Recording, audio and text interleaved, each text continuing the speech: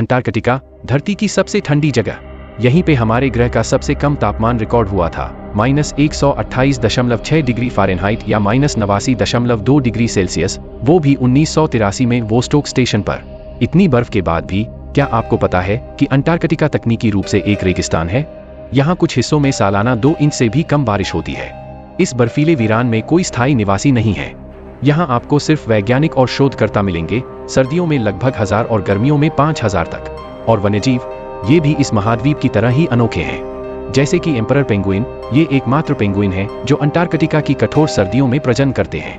इसके अलावा कई तरह की सील और व्हेल हैं जो इन बर्फीले पानी को अपना घर कहते हैं। अंटार्कटिका मिडनाइट सन का भी अनुभव करता है। अक्टूबर से फरवरी तक सूरज कभी नहीं डूबता, पूरे महाद्वीप को लगातार रोशनी में नहलाता है। साल 2000 में B15 नाम का अब तक का सबसे बड़ा हिमखंड रॉस आइस शेल्फ से टूट गया। ये जमैका द्वीप से भी बड़ा था, लगभग 4200 वर्ग मील।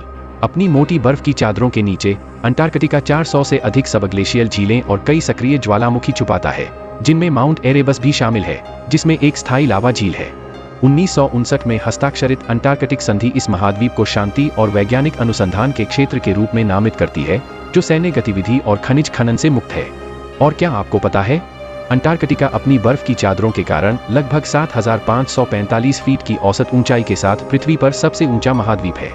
यहाँ पाए गए जीवाश्म बताते हैं कि ये कभी गोंडवाना महाद्वीप का हिस्सा था, जहाँ की जलवायु बहुत गर्म थी, जंगल थे और यहाँ तक कि डायनासोर भी थे। अंटार्कटिका चरम सीमाओं और अजूबों का स्थान है, सच में किसी और की तरह नहीं।